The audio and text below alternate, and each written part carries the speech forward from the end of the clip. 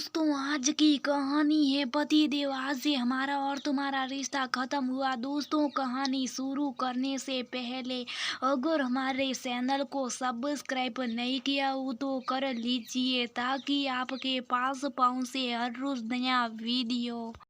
अरे सोबिया, कैसी हो तुम? क्या यार, तेरी शादी क्या हुई? तू तो जैसे अपनी सहेली को भूल ही गई। रम्या ने अपनी सहेली सोबिया को फोन पर बात करते हुए कहा, ऐसा नहीं है रम्या, मैं तुझे नहीं भूली हूँ।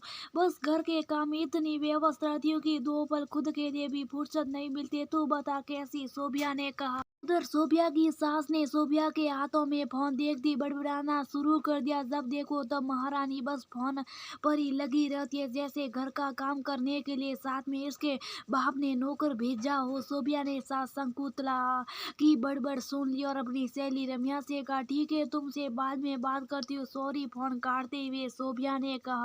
रम्या ने अरे सुन तो सही करती रही और सोबिया ने फोन काट दिया। अरे उसको ये तो बताना ही भूल गई कि मैं उसकी शहर में डॉक्टर की ट्रेनिंग करने कुछ दिन के लिए आ रही हूँ। कोई बात नहीं, फोन पर नहीं बता पाई तो क्या हुआ, उसके ससुराल पहुंचकर उसे सरप्राइज देती, उससे अच्छा लगेगा। रम्या खुद से बातें करते खुश होने लगी। सोबिया रोमा दोनों में घनिष्ठ मित्रता थी। वह दोनों स्कूल की पढ़ाई के साथ साथ दोनों ने स्नातक की शिक्षा भी साथ ही साथ गृहिणी की पढ़ाई भी पूरी होने के बाद सोबिया के माता पिता ने उसकी शादी कर दी और रम्या अपने सपनों को पूरा करने के लिए अपने माता पिता के शहर में लेने वक्त अपनी रफ्तार से आगे बढ़ता गया। सोबिया रम्या भी अपने अपने जीवन में व्यस्त हो गई। रम्या तो फिर भी सोबिया को कभी कभार फोन कर लेती थी, लेकिन सोबिया कभी भी रम्या को फोन नहीं करती थी। इसका मुख्य कारण था सोबिया के ससुराल वाले उन्हें पसंद नहीं था कि घर का काम छोड़कर वह बस फोन पर ही बातें करती रहे। उसके हाथों में फोन देखती सास शकुंतला का बड़बड़ाना शुरू हो जाता था और खत्म होता तो खाने की टेबल पर। जब सोबिया का पति राकेश ऑफिस से घर लौटा, वह भी सोबिया की इज्जत नहीं करता था। हर वक्त उसे मुंह से सोबिया के लिए गाली निकलती थी, तू यहाँ नौकरानी है, महारानी बनने की कोशिश मत करना वरना तेरा टिकट कल ही काट दूंगा। फिर रोती फिरना। राकेश ने सोबिया को रोजाना की तरह धमकी देते हुए कहा। सोबिया बेचारी क्या करती, हम लड़कियों को जन्म से यही सीख दी जाती है कि जब तेरी शादी होगी, जब तू ससुराल जाएगी, तब वहीं तेरा घर है। तो कभी कभी किसी से ऊंची आवाज में बात मत करना, जो कोई कुछ कहे बस चुप साफ सुनती रहना, क्योंकि लड़की डोली मायके से उड़ती है तो अर्थी ससुराल से उड़ती। ये बात हमेशा याद रखना। बस सोबिया इन्हीं बातों को याद करके चुप रह जाती और अंदर ही अंदर घूरती रहती, आखिर करे भी तो क्या।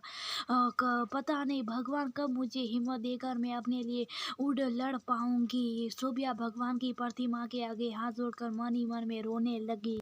रात कब आंखों में निकल गई पता ही नहीं चला। सोबिया अपने प्रतिदिन की तरह रोज सुबह जल्दी उठ नहा धोकर अपने काम में लगी। तभी दरवाजे की घंटी बजती। घंटी की आवाज सुनकर सोबिया ने जैसे ही दरवाजा खोला, वो रम्या को सामने खड़ी देखकर आश्चर्यचकित रही। तो रम्या यहाँ अपनी सहेली को देखकर मन में खुशी थी, लेकिन एक डर भी था कि कहीं रम्या को पता ना चल जाए कि मेरे ससुराल वाले मेरे साथ बहू जैसा व्यवहार नहीं करते बल्कि नौकरानी जैसा व्यवहार करते और खड़ी रहेगी या फिर बताएगी कि कौन आए काम में इतना समय वक्त लगाएगी तो बाकी का काम कब करेगी। शकुंतला की बड़बड़ाहट से सोबिया की तंद्रा भंग हुई और उसने अपनी सहेली रम्या को गले लगाकर स्वागत किया। जैसे रम्या ने सोबिया को गले लगाया, वैसी सोबिया की आंखें नम हो गई और जैसे अंदर का दर्द रिसने लगा, लेकिन रम्या को पता ना चले, इसलिए सोबिया ने अपने आंसू पूछ लिए और परिवार के सभी सदस्यों से रम्या का परिचय करवाया। ठीक है, जा अब सभी के लिए शाही नाश्ते की तैयारी करो। हाँ, आज मेरी कुछ पुरानी सहेलियां आ रही है तो ऐसा करना, खाने में कुछ बढ़िया बना लेना और घर की साफ सफाई भी अच्छे से करना। जा अब खड़ी खड़ी हमारा मुंह क्या ताक रही है, शकुंतला जी ने तेज तरार आवाज में कहा। चल सोफिया, मैं तेरी मदद करवा देती हूँ और साथ के साथ में कुछ गपशप भी कर लेंगे और फिर हम दोनों बाजार चलेंगे बहुत सारी शॉपिंग करने। रम्या ने कहा, नहीं तुम आराम कर, तुम थक गई होगी। सोफिया ने कहा। रम्या कुछ ही समय इस परिवार के लोगों का व्यवहार के बारे में जान गई थी। वो सोफिया के साथ रसोई में गई और उसे कहने लगी, ये तेरी सास है या हिल्टर, ये तो ऐसे रोब झाड़ती है तेरे ऊपर जैसे तू इनकी बहू नहीं नौकरानी। अरे तूने अपना ये क्या हाल बना रखा है, बस हर वक्त तुझे इन लोगों की परवाह। क्या कभी इन लोगों ने तेरी परवाह की है? इनकी भी सेवा पानी में लगी रहेगी तो अपने लिए वक्त कब निकालेगी? और राकेश रम्या की सारी बातें सुन रहा था। रसोई में आया, रम्या से कहने लगा, तुम यहाँ मेहमान हो और मेहमान को मेरे घर के मामलों में बोलने का कोई हक नहीं। तुम इसके मन में हमारे प्रति नफरत पैदा ना करो। तुम तो ज्यादा हो, कल यहाँ से चली जाओगी, लेकिन अगर मैंने इसका टिकट तलाक हमेशा के लिए काट दिया तब ये कहाँ जा पाएगी। राकेश ने रम्या को सुनाते हुए कहा, बस ये तलाक की धमकी देकर तुम मर्द लोग स्त्रियों को अपने इशारों पर नसाते हो कि घर तलाक दे दिया तो क्या होगा। लेकिन मिस्टर राकेश, अब वो जागना गया। अब स्त्रियों मर्दा की इस धमकी से डरती थी। रम्या की हिम्मत देखकर सोबिया में भी हिम्मत आने लगी और बोली, बस अब और नहीं, बहुत सहन कर चुकी हूँ। मैं शुभ थी लेकिन बहरी और अंधी नहीं।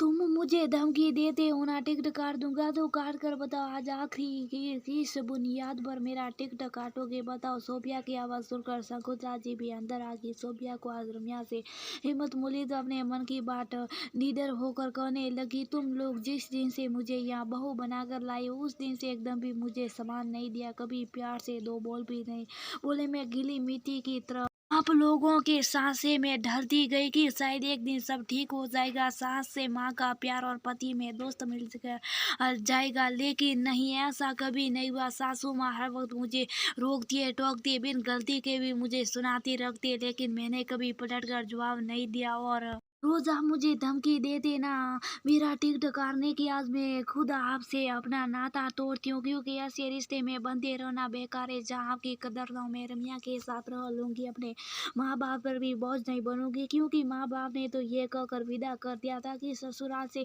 लड़की की अर्थी निकलती है। तो आज ये हमारा रिश्ता खत्म हुआ। राकेश और शकुंतला जी सोफिया का यह रूप देखते रह गए। ये मुख बनकर सिर्फ देखते रहे। उन्हें समझ आ गया था कि कितनी भी कोशिश करे लेकिन सोफिया अब नहीं रुकने वाली। रम्या ने सोफिया के लिए ताली बजाई और कहा, बिल्कुल सही किया तूने, चल आज तेरी आज़ादी का जन्म मनाते हैं।